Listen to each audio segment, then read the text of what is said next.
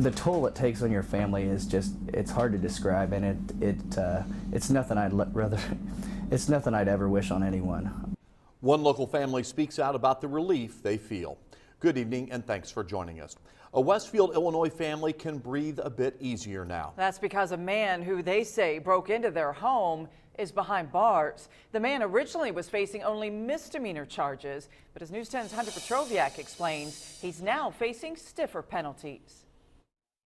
It's been a busy time for the Beeman family. A few weeks ago, they woke up to a man in their home going through their things. Michael Beeman says since then he's been working with state and local officials to figure things out. Basically, they just wanted to apologize to me for how it was handled, and they wanted to ensure me that steps have been put into place to make sure nothing like this could happen again. Michael Davis went from facing a misdemeanor to now facing a felony. The Clark County Sheriff's Office publicly apologized for how the case was handled. Sheriff Jerry Parsley says it was the right thing to do. What we try to do is do it right, and sometimes we just get in a big hurry trying to get something done, and it doesn't work out like you anticipate. Now, Sheriff Parsley says he's focused on backing a bill that would help provide clearer language for future cases. Things get a little convoluted when you start talking about, because you got a bunch of lawyers who don't go out and arrest people. They're not the ones that have to see and make sure everything is done.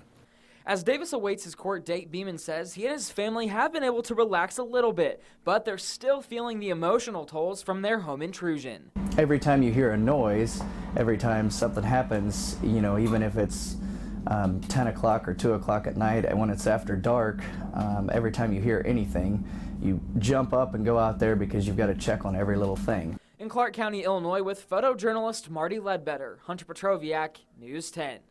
Well, Beeman says he's been working with Representative Reggie Phillips on a new bill to take to the legislature. Michael Davis, in the meantime, has his preliminary hearing March 14th.